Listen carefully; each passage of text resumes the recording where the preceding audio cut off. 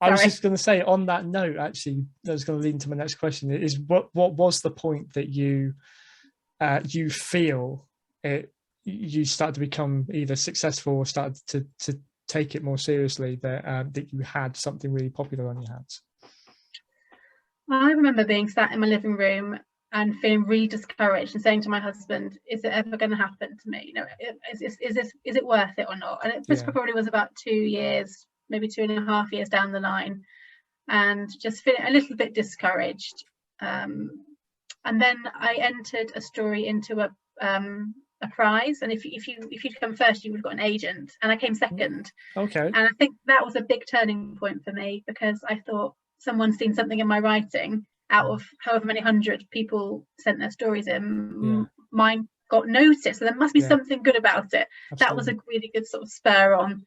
And same with a scholarship that I entered. So I'm part of a group of writers which is called the Society of Children's Book Writers and Illustrators. So it's SCBWI is the acronym. And I wanted to go to this conference that everyone always talks about, and there's sort of inspiring keynote speakers, and you get one-to-ones and people read your work and you get actual feedback. And you get to connect with people that you've met online, which I thought would be nice, but it was quite expensive at the time, and this really was just a hobby, and I couldn't justify the money with a young family. So I entered this scholarship and got the scholarship. Awesome. So again, that was really encouraging, because I thought, you know, something must be working for people to pick up the text, and it sort of built from there, really. I don't know about the success question, because it's all quite subjective, isn't it? I suppose you can kind of, what you feel is a success to yourself, or you may be expecting more, and then other people out there may look at you and think, even having one book out there is something. I know I get that a lot. I feel like I'm reaching for great heights, and I haven't really come close to them, but other people look at me, and as soon as they know that I've written anything, they're really impressed, which is nice. And the goalposts do always change, don't they? So the goalpost might be to have a book published. So definitely when I was sat there in my lounge going, is it ever going to happen? I just want to see my book on the shelf. That was definitely what I would have told them was my success. Just want one book to share with my kids that I've made, that someone's going to bring to life with illustrations. That would be successful.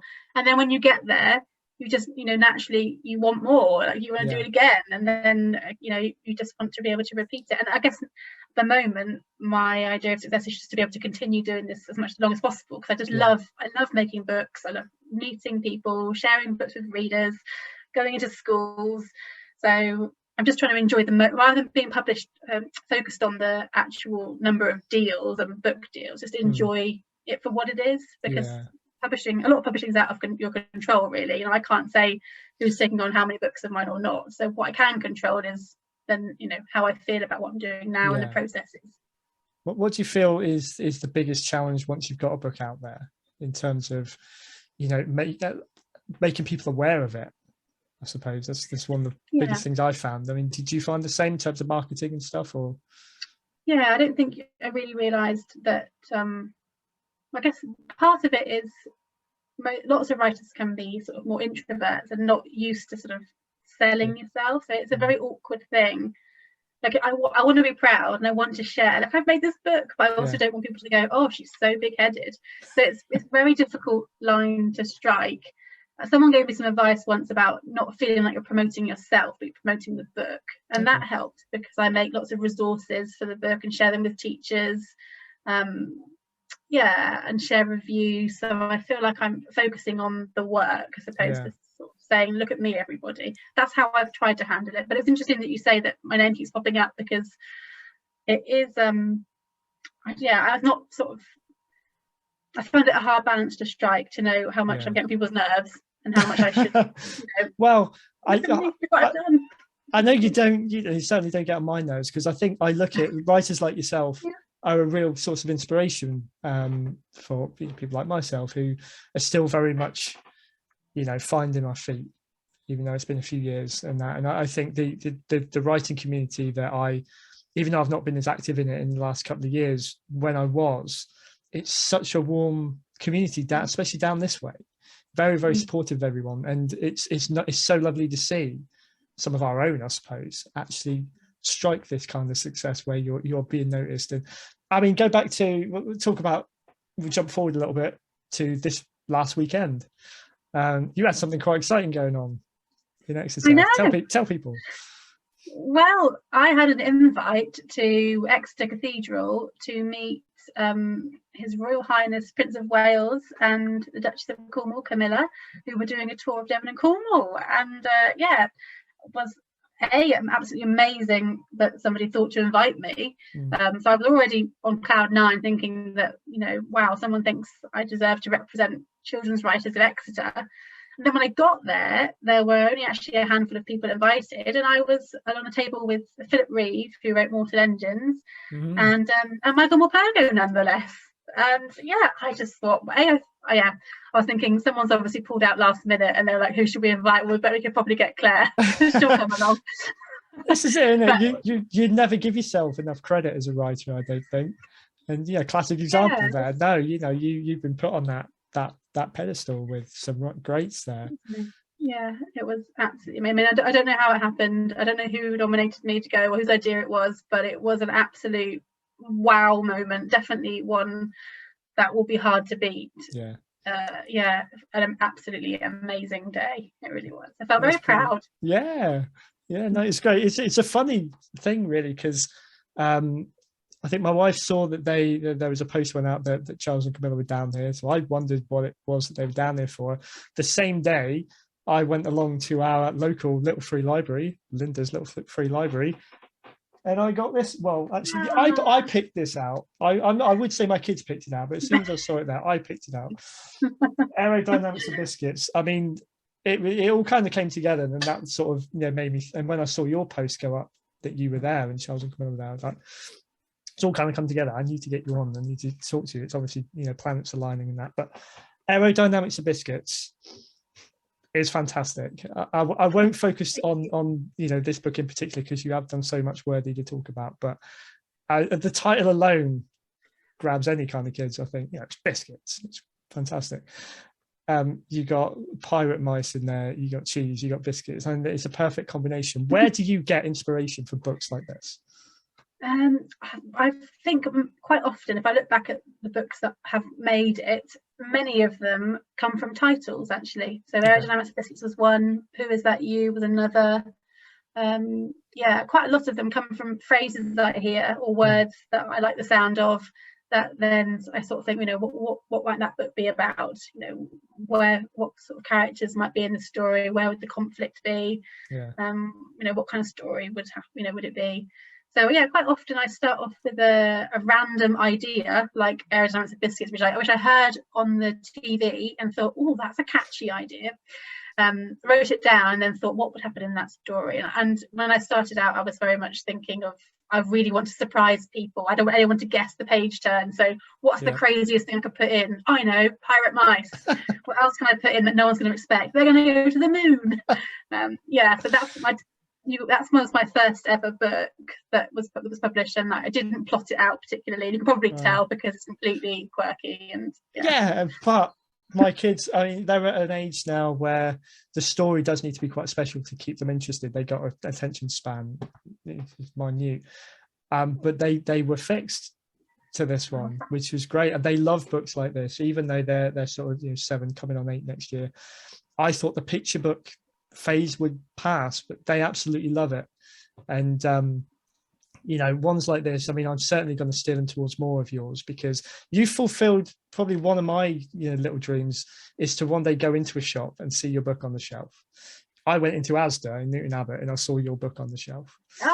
So it's I mean, what is that like when you actually have you sort of, has it surprised you sometimes, or are you one of these that goes scouting for it? I always go if I go to the supermarket, I always look at the book section because I want to see what's there, and I like you said, you find other people's journeys and stories inspiring. So do I feel motivated. If my book's not there, I feel a bit like, right, well, what is there then?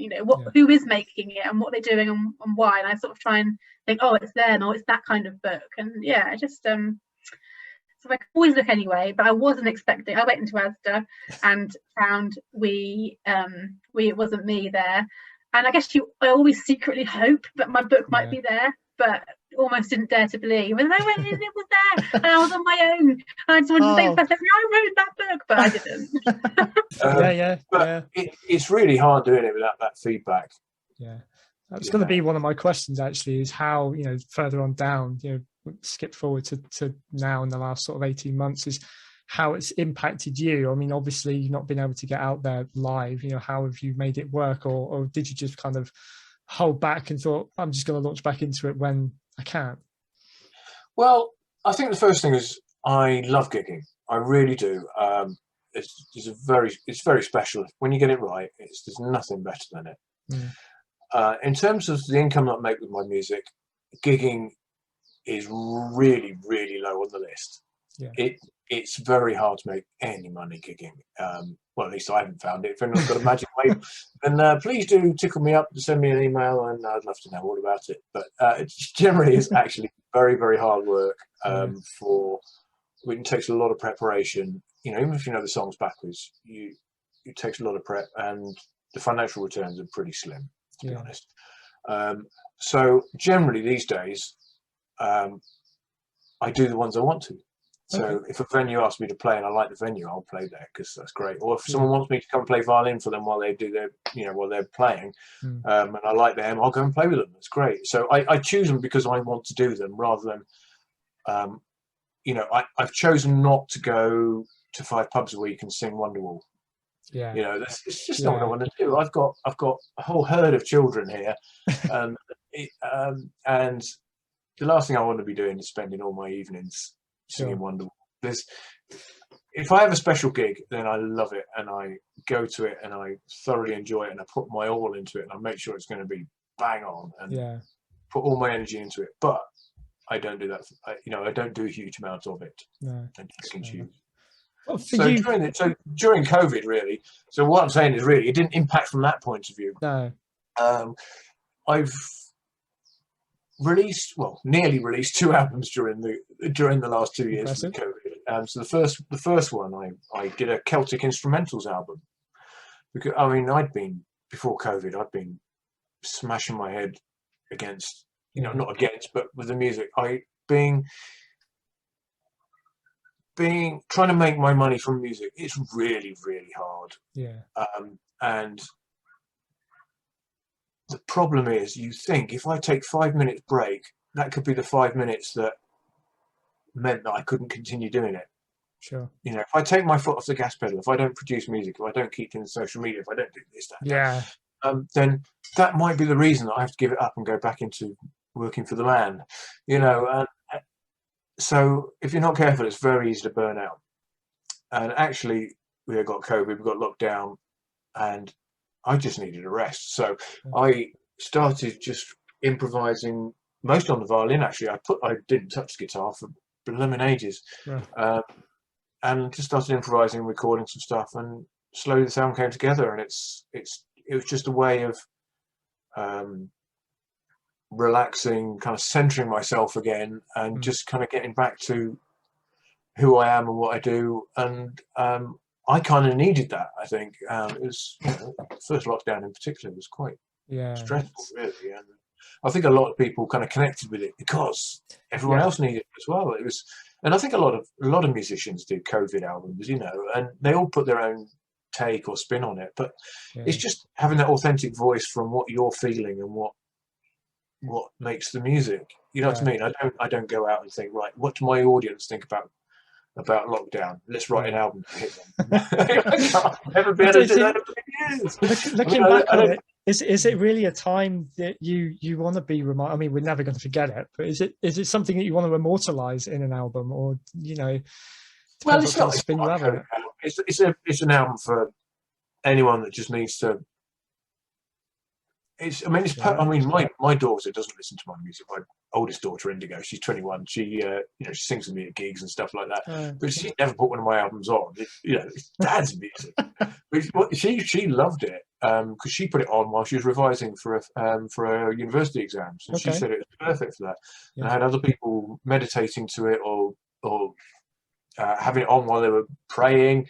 I had all sorts of people doing all sorts of stuff with it on in the background, and you know, people found it helpful. So yeah, it's kind of good. So it's not really a COVID album. It just happened to be. I'd been playing, the kind of history stuff. A lot of my stuff is based on history anyway. But it started coming together. I wrote a few songs. And I thought, do you know what? There's a common theme going through here. And actually, you could, if I did this, this, and this, and wrote a song here, here, and here, it would be a whole story arc. Sure. And I think that's the first time I ever thought, right, I need to write a song that tells this tale, and I need it to be this kind of tempo to fit in with an album here. So that was really interesting for me. It's kind of because mostly I write songs with feelings that are in me, where I am in my head, and I just write a song. And then I'll put them together on an album. But that was very much, okay, let's see if I can write some songs made to measure to fit these little gaps. Wow. And it really worked really nicely, and I love that album. And the thing I did with that album, just to change it up, I played the sitar, there's no guitars on it. Okay. There's no guitars on the album. Well, there's bass guitar. I lie, there's bass guitar, but you know what I mean? Yeah. There's no electric guitars, acoustic guitars. The sound, I found a nice sound with the sitar and the bass and the percussion and the violin, and together it made a really surprisingly powerful sound, considering there's no guitars involved. And there's some moments on that album you just think, oh, I love that. How to say that about your own music? I hope so. Yeah, absolutely. Yeah, why you not? gotta love your own music, otherwise why are you making it? For goodness Exactly. sake, If you can't say it, absolutely. It's a great one, I think. If your house was on fire, which I sure hope it doesn't this close to moving, which instrument would you save specifically? My violin. I've got two violins. One was the one that I've been playing since I was about 13, when I could pick up a proper violin, full size. I don't know if that age is right. And I've been playing that on and off for lots of years. And I'll never sell that. It's part of me. But the last few years I upgraded and I sold a whole load of instruments and then bought one of Phil Beer's violins that he was selling. So he used it for many years, and now I'm playing it. And every time I pick it up, I kind of think, oh, this is Phil's. That's cool. It's lovely. It's a lovely violin, but actually there's something about having someone of his stature play it for so long that actually it's quite inspirational, really. So yeah, that is one thing that really, really is important to me, and I'm sure a lot of people who listen to albums as albums, is that opening track. And I just had to say, Buen Camino is one of the best opening tracks I think I've heard for a long time. It's literally, I was at the first time I heard it, I was cleaning the house. I always have to have music on, and it's been the only one where I've been walking around clicking my fingers to. Oh, fantastic! That one's got a little funny story actually. Oh, go on then. I wrote that one when we just adopted the two girls, and one of them was 3, and she had a bit of a speech impediment. It's a lot better now, but couldn't really pronounce. Well, she's only 3 anyway, but yeah, the pronunciations were very funny, very cute. Right. And so Buen Camino's got the phrase, "I'm going to throw my boots away," in it, and she would say, "Can we have throw my boots away?" It's called "Throw My Boots Away," but actually, with the way she talked, it was actually "Throw my booze away." So she basically, she'd have her friends in the car and went, "Can we throw my booze away?" Like, as if I was some kind of recovering alcoholic or something, I might have been, but I didn't want her saying that. Sort of give a little bit of background, I suppose, to why, as much as your attraction is amazing, and what drew me to it in the first place, and why I really wanted to get you on. I'm a horror writer as well, and obviously, like many horror fans, writers, whatever, Frankenstein played a big part in inspiring me and influencing where I wanted to go with my writing. The reason I started the podcast is because I wanted to tell my stories behind the stories. And what you guys have done with House of Frankenstein is you're doing exactly that with probably the biggest Gothic horror story ever. So it's very fitting, especially on Friday the 13th as well, that I get to talk to you. So I guess really just to start off is kind of taking it right back to the beginning before we get to the actual the House of Frankenstein attraction itself is, where does your relationships begin with the story? So where did you discover it and develop an affinity with it? Chris? Wow.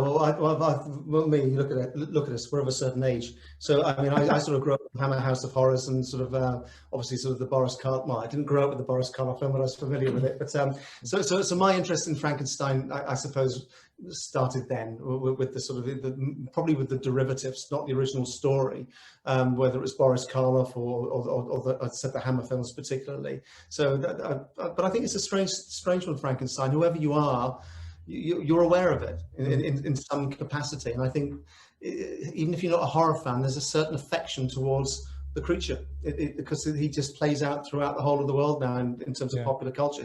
He's so prevalent everywhere in advertising and marketing and clothing and wherever it is, he's there. So but mine was probably Hammer and Boris Karloff.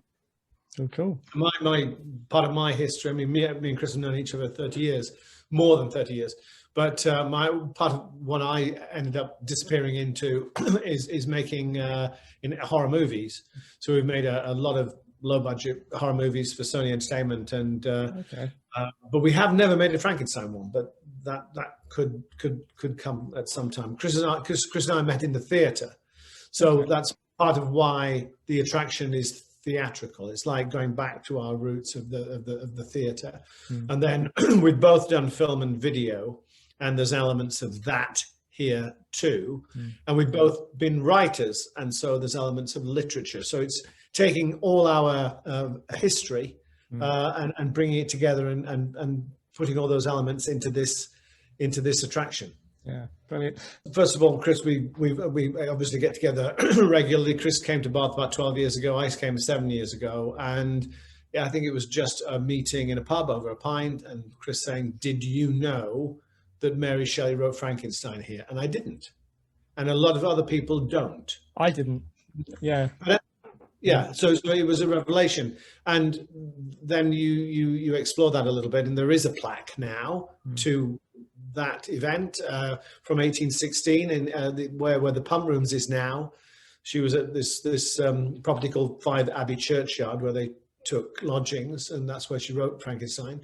And there's but that's all there is. There is nothing else to celebrate the fact that novel, which is one of the 100 best, most influential novels of all time, a novel that's never been out of print from its first printing, and is considered the world's first science fiction novel, was written here, and there was nobody celebrating it. And so when Chris mentioned that, it occurred to me that opening an attraction in celebration of that was something that we simply had to do.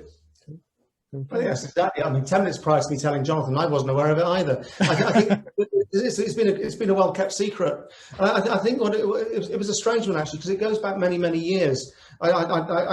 My nieces were very interested in these pop-up horror attractions that appeared about 10 or 12 years ago, I guess. And I was fascinated about how interested they were in it and how much enjoyment they got of it. But these things only lasted for like a couple of weeks. This is when sort of, that seasonal horror attraction was in its infancy. I mean, nowadays they're popping up all over the place. And there was a little seed that was planted in the head going, God, imagine if there was a permanent attraction that sort of just investigated fears and phobias. It's like, I think I had some grand title in my head. I don't know, the Museum of the Exploration of Fear and Phobia, something ridiculous like that. I don't know. But it was a little seed that was planted. And then, as John mentioned, I've been living here a few years, and suddenly, I realized that Mary Shelley wrote a lot of Frankenstein here. And those two little seeds just connect, those little thoughts connected. I thought, oh my God, we could tell the Mary Shelley story, but in a sensory environment. And Jonathan's, I've known Jonathan for many years, and Jonathan's background is very entrepreneurial. I might sit an idea for a very long time, and Jonathan acts quite quickly. And so we just chatted through this idea, and the more we talked about it, and the more we found out about Mary Shelley and started investigating it, it just seemed like, how has this not been told anywhere? Why has it not been told in Switzerland, where she started it? Why not in Marlow, where she finished it? Why not in Bath? Why not in Bournemouth, where she's buried? Or anywhere in the world where Frankenstein is celebrated? No one's thought of it. And it just seemed like this is the perfect place to do it. So this is the first of its kind, am I right in saying? Certain Mary Shelley, brilliant. I mean, there's a waxworks museum in America, and but in terms of actually the Mary Shelley story, if you think you've got Arthur Conan Doyle is celebrated, Dickens is celebrated, Jane Austen is celebrated, but not Mary Shelley. We think this is all a visionary. And talking of Switzerland, where it was conceived, we do have our own merchandise, which is Frankenstein Toblerone, which I shall place here. Product placement. Go ahead. Bit of product placement. Yes. Nice segue into the next bit, actually. Then, so without giving too much away, for those who may be listening, watching this, who haven't yet visited, just give us a kind of an idea, a virtual tour, in a sense, of sort of what there is contained within the building, within this attraction. Well, it's a multi-sensory, fully immersive experience where we sort of use soundscapes, audioscapes, scents around the building. As soon as you walk into the building, I think you know this is something a little bit different, in that you're greeted with an ominous soundtrack. The building we've dressed up in a way which is faded grandeur. Mary Shelley's story wasn't a glamorous story. She wasn't sitting around sipping tea, eating cucumber sandwiches. The Mary and Percy were quite often on the run from bailiffs and debt collectors. They'd been just owned by their families because they'd eloped. Mary was, had a child with Shelley, and so they were kind of on the run, living a rather chaotic, a lot of the times tragic life story. A tragic story. And I think so what we've done with the building, just the general feel of it, is to create that kind of mess where it feels like the building is slightly falling apart. The further you go up, the bigger the cracks become. For the sake of heritage of listening, they're not real cracks, they're all painted. So we've had the plastic set designers come in and just change this building in terms of just superficially. So it's painted beautifully, and what we've put in here in terms of props and in terms of sets has just been beautifully made, but again, just slightly faded and slightly crumbling. And so the whole building has a sense of just an undercurrent of sadness about it, because it's not as beautiful as it might be, which is the Mary Shelley story, really. And it's the rooms, each room has its own scent and its own soundscape, its own musicscape. And so we've tried to create an ambient environment where there's dark lights and flickering lights and smells. And I just think so, and that's just the basic setting. But then we've got things on the walls and beautiful props that have been made, and a visual feast, I say immodestly. So it's cultural. We were celebrating Mary Shelley. It's literary, so we'll learn a lot about the book and Mary Shelley and her life, and Percy Shelley, Lord Byron. It's at all times literary, cultural, and historical, but it's also super creepy.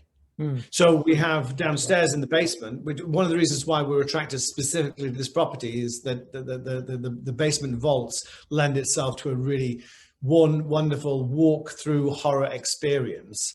So it's a 5-story Georgian townhouse. You go up, you learn that there's Mary origins, there's an area where you learn about the genesis of the book, about elements of where Mary has been inspired by death. There's a laboratory where with our pièce de résistance, 8-foot animated creature, which we'll come to in a minute. There's elements of popular culture. There's a small cinema screening room where we show the original Frankenstein film from 1910, which is a silent movie, 16 minutes long. And then down in the basement, you go for the proper scare, and then you come in the shop for the merch. But a beautiful thing that we managed to be able to create is our creature, creature. Because when people think of Frankenstein, they think of Boris Karloff. They think of the green skin, bolts to the neck, flat-topped head creature. But of course, that was just Universal Pictures interpretation. So we went back to the source material, went back to the book, and looked at what Mary Shelley wrote about what her creature was. And we commissioned a company called Millennium FX, a BAFTA award-winning animatronic studio, to come up with our creature. I'm saying creature. I want to say monster, because we've all said monster, but she never mentioned. I was going to say, she always refers to it as a creature, which I didn't realize till I read the book. Yes. And and people find that very arresting, because it breathes, it looks at you, it has expression. It's within this lighting scape, it's within this theatrically dressed. It's wonderful soundscape that Chris has come up with. And also, we've got this olfactory art going on, so it smells like a biology lab.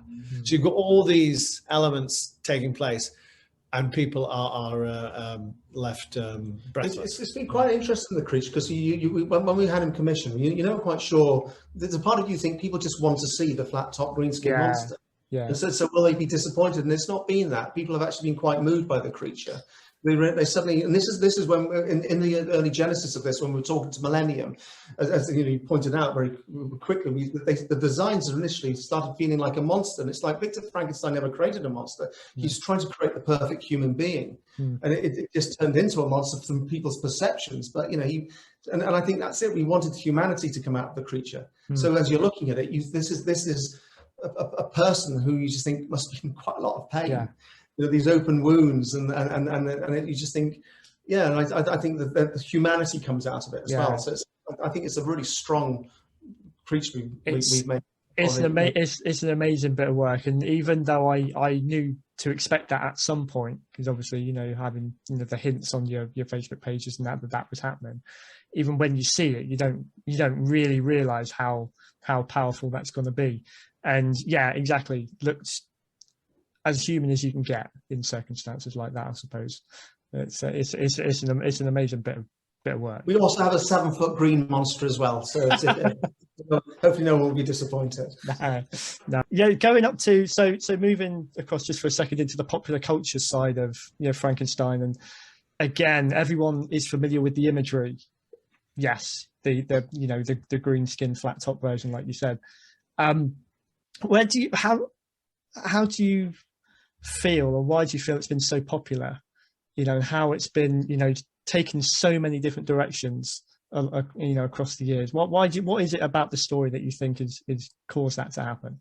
I think it's partly because it's as relevant now as it's ever been, and it always will be. We talk about Frankenstein food, we talk about AI, we talk about people in Wuhan laboratories messing around with viruses and piecing these things together. It's around us all the time. And people, there was Donald Trump. They were trying to sue Donald Trump, or Donald Trump was trying to throw something out, and he went to court, and the judge called it a Frankenstein lawsuit or something. It's just something that had just been kind of hacked and pieced together. That word is it's part of the language now, isn't it? Yes, it's absolutely. Yeah. But I think that's exactly what it is. I mean, the Frankenstein book was the first book that actually questioned when science goes wrong. And that's why it's actually sort of remained. I mean, but even in the 1800s, it started being used as a metaphor in terms of politics and satirical cartoons and stuff, politics and religion and whatever it may well be. And that's the reason it's endured, just as more than anything. Is that as John says, that's the key point. It's relevant as a metaphor for so many different things. And it's a great book. It's also about it's that thing about it's a human story as well. Yeah. It's survived for many reasons. And just for the benefit of those who probably don't know you, just kind of give an overview to begin with of the kind of work that you do in a nutshell. Okay. Part of the part. Yeah, exactly. I started out making peanut art, which is I'd take actual peanuts and I would find ones that were shaped like a person or specific person, and then I would turn it into that specific person. So I would, Alfred Hitchcock, for example, he was a very recognizable shape. Well, I would find a peanut that looked like Alfred Hitchcock, and then I'd paint Alfred Hitchcock on it. And then from there, I just started doing all kinds of different things. But the core of my work is like caricatures and portraits on little objects. So I guess the obvious question is, how does one get into that in the first place? Because it's not your simple sort of, when I did art at school, it was one of my favorite subjects because it was one that I'm naturally quite creative. It might not be much good of what I did, but I really enjoyed it. It's a form of expression. But I was very much on paper, paints, charcoals, that kind of thing. What you do is quite unique, in how you sculpt things and sort of how you do them to that size, if it's like, peanut size and what. How did you go right back? So when did you discover your love or talent for this? Well, what happened is I I had a lot of jobs and I failed at a lot of jobs, but I guess in each job I learned a little something else. So by the time I was looking for a hobby to do, I acquired a lot of skills from, I used to make fake food for TV commercials, like giant chocolate bars and things like that. Actually, I have a piece right here. Wait. Cool.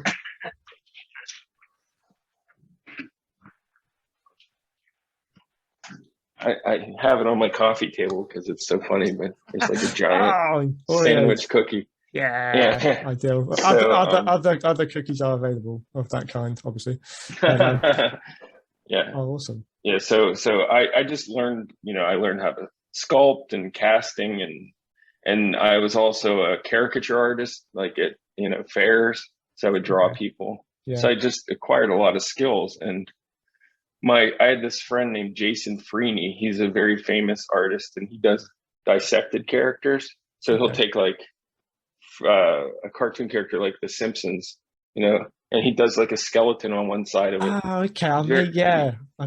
He's very well known. We used to work together, and then he started doing that because he was unemployed and looking for something. That I was like, wow, that's really cool. So it made me want to do something. So I'd remembered playing with Peanuts like a couple years prior, and I just started doing those, and it was really cool because I made like the Ramones and like things like that, and people just gravitated towards it like really very quickly. So very early on, I got on television for like over here we have a show called Good Morning America. And they called within the first like 3 months of doing it, they called me and had me come to New York and be on air with them.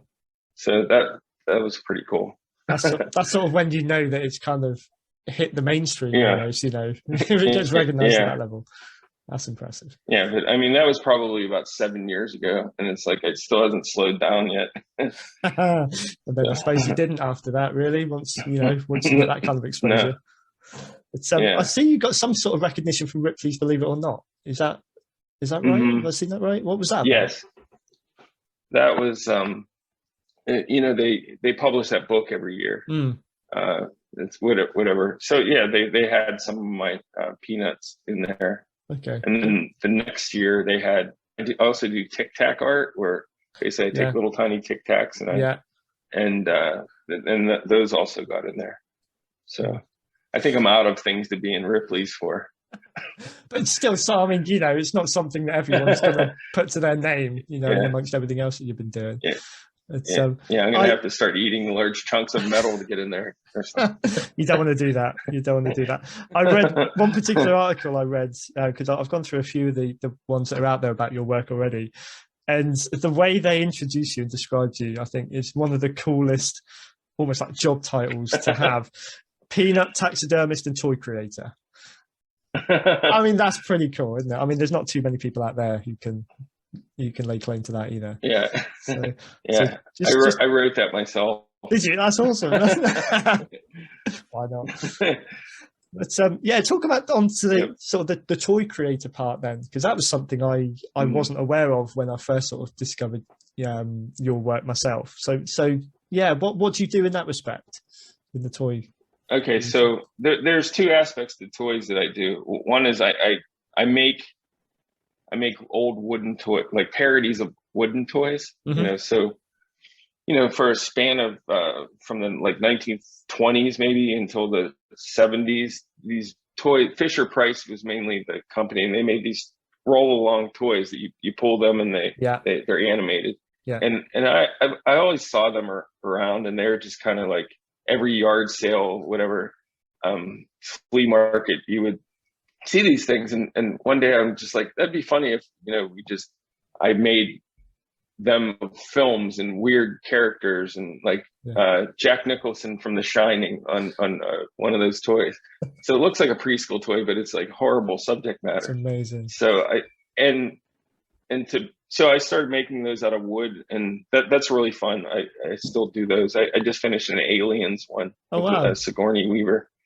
But my toy experiences, since about 1997 or 8, I've been a toy inventor, and I work at a company called Bang Zoom Design. And basically our job is we come up with ideas to sell to companies like Mattel and Hasbro. Okay, and wow. it's really, yeah, it's fun, but it's very hard work, much harder than painting peanuts, because it's like you have to be on target on the marketplace and, you know, come up with really cool stuff. So I have a lot of experience in that too. One of my many jobs. What kind of, not going into too much detail, obviously giving too many secrets away, but in that realm, you know, in the toy invention, so what kind of thing, is there a particular kind of thing that you gravitate to with that? We strangely enough, we're a bunch of middle-aged dudes, and we come up with a lot of Barbie items and you know, dolls, that type of thing. Cool. We did a line of toys called Hair Doorables that were out, and one of the neater toys that we've done in the past couple of years is this. It's called Squeaky the Balloon Dog, and it's a balloon dog, but it's alive.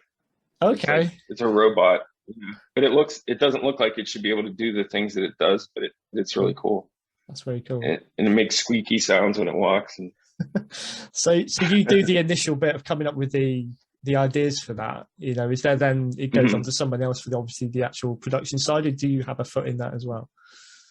Oh no, we with a dog, you know, a toy like that, we developed it. We have really awesome guys who create these prototypes and stuff in the office. Cool. So like Squeaky, for example, that probably took 6 months to make that prototype. Right. Wow. So, and then it could well be the next thing that's on the Toys That Made Us. I love that series. Yeah. So part of that was filmed in our office. Oh, is it really? Oh, awesome. Yeah. Like whenever they interviewed people the first season, that was in our office. Oh wow, okay. Yeah, because we're in Cincinnati, Ohio, where Kenner Toys used to be, so that there's a lot of like toy legacy type people around here. Yeah. These pop out sculptures you do on these actual game cartridges, just kind of talk about that side, you know, what you do with them and sort of how you do it, and you know where your inspiration comes from, I suppose.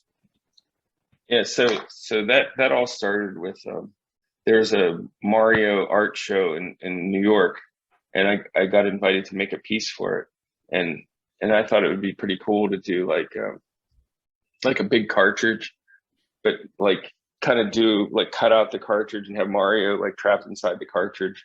Right. And so it was wood, and it was actually pretty large, and that was I posted it on my social media, and a friend of mine, Michael Rex, he's a children's book author, artist. He's like, why don't you just do that on a real cartridge? And I'm like, yeah, I never really thought of that, because it's like when you put artwork in a gallery, you kind of want a big presence for it. Yeah. You know, like people don't want to spend a lot of money on something very small. Yeah. I found that from the peanuts. Like I can sell peanuts online very easily, but if they walk into a gallery and they see something really small that costs a lot of money, they just kind of walk away. Yeah. So I'd made that big cartridge for a reason, but then I'm like, you know what? I'll do the exact same thing, but on a real cartridge. And I did it, and I cut it out, and I filmed a video of it. And I got a lot of, you know, people who liked it, but I got so much hate mail. I was going to say, from gamers. Yeah, I noticed one particular post you put up, and you put your comments back to them, because they really went off on one about you just desecrating this cartridge, which could be worth a lot of money, and your response was fantastic. But do you still get a lot of that then? Just, you know, people that are obviously very precious every single day. Yeah, every single day. And it ranges from kind of funny to evil. Right. You know, like people threatening to have me audited, like they're going to call the IRS on me, just to like mess with me. Okay. So anyway, I use these cartridges, and they're not really rare, and they're not, you know, it's like you can go on eBay and find them for $10. Yeah. But people just see this old cartridge, and also it doesn't help that right now in the news there's a lot of old cartridges, you know, sealed in the box, going for millions, Yeah. you know, at auction. But you know, if you get a loose Mario cartridge, it's worth like $10. Yeah, you you're hardly going to spend. You're hardly going to spend loads of money. Millions of them. Yeah. Yeah, like they made millions and nobody threw any away, so there's still millions out there just rotting. Yeah. But people, like, I mean, I've had death threats. I've had on Reddit. I had a whole Reddit thing where people wanted to kill me. What? It's amazing. It's amazing how deep someone's passion goes, I suppose. But it's dangerous, isn't it? Yeah, they feed off each other. Exactly. Moving on nicely then to your album, Alone at Least. I must admit, I am loving it. I've spun it through probably 4 or 5 times so far.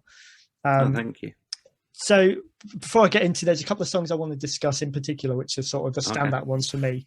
But just sort of take us through your journey then, from obviously learning back when you learned to play music.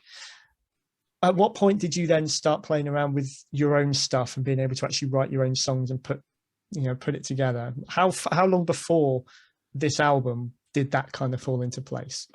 I mean, as soon as I could play the guitar, I was like, as soon as I figured out a couple of chords, I started playing around with. I've never been that interested in learning other people's music as much as I love listening to other people's music. Yeah. I've done my grades, and I did a degree in music, and the amount of songs that I have ruined for myself in enjoyment by sitting and learning the solo note for note and things like that. Okay. It's never appealed to me. Right. And again, doing the covers and stuff, and I've been in cover bands and things like that. When you play these songs all the time, you can't listen to them anymore. No.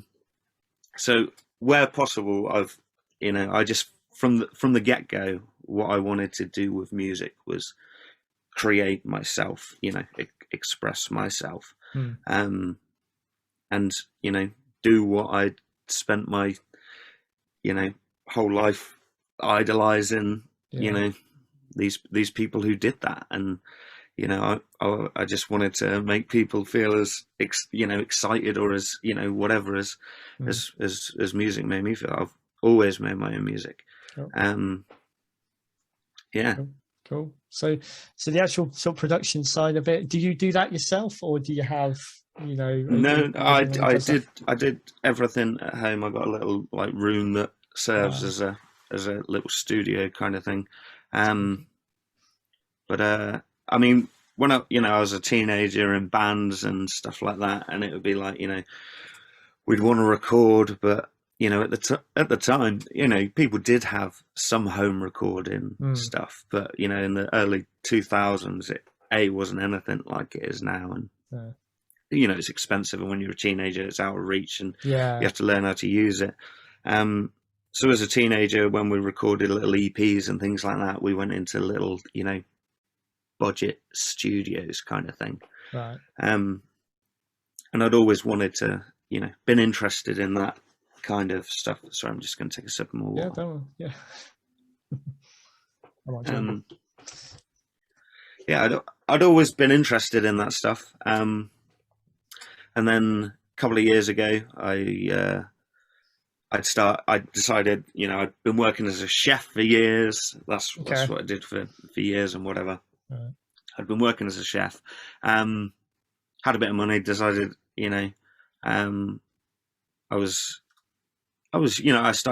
doing my guitar lessons, and then my guitar tutor at the time was like, you never went uni, you talk about wanting to go uni. He'd just got a job lecturing at a university in Exeter. Right. That was like a satellite centre for the University of West London. Okay. And he was like, if you want to do a degree,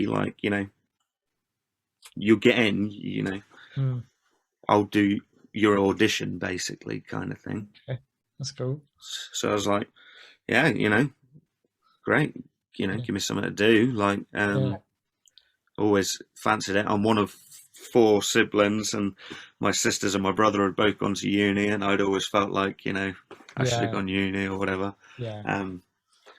but I was cooking and playing guitar in bands and stuff, and I didn't want to go. I was quite happy here. At 18, I thought I was going to make it, so it was like, I'm not going to uni. All do. But so yeah, I did that, and while I was at uni, I had to learn production, basically. Okay. I had to get a MacBook and Logic, and do projects and stuff like that. And so yeah, that's where I sort of learned production. It's very cool. I got the utmost respect for artists who do that themselves and bring out an album to the quality of what you have, from your own house. Oh, thank you. Yes, Seth Lakeman always sticks in my mind. He's one of my favourites, and his second album was recorded for 300 quid, I think, in his brother's kitchen. So you don't always need to, be able to get to these massively technical studios. At the end of the day, I think you've got the means of doing it. Nowadays, with a laptop, a good condenser microphone and an interface, you can do a lot. If you know how to use compressors and equalizers and de-essers and all these kinds of things that come together to make a sort of more polished sound, you can do so much at home that I always think, you I've got more technology here, than the Beatles had in Abbey Road in that's true. the 60s. I have got no excuse not to make a good sounding album. I'm not comparing my songs in any way. No, but that's a great comparison, actually. Yeah, very true. I never even thought of that. I mean, there's more stuff in your phone than they had going to the moon. The information and abilities that we have with technology is but I was lucky. I went to uni where I got exposed to a lot of information on how to record. Cool. And lockdown happened, and I was just like, right, I'm doing this. That's bringing on to another question I was meant to throw in there, actually, is how lockdown affected your creativity. So we'll kind of do the two together. I mean, is this album a sort of byproduct of what's gone on the last 18 months, or? I mean, some of the songs have been knocking around for a while before it, kind of thing.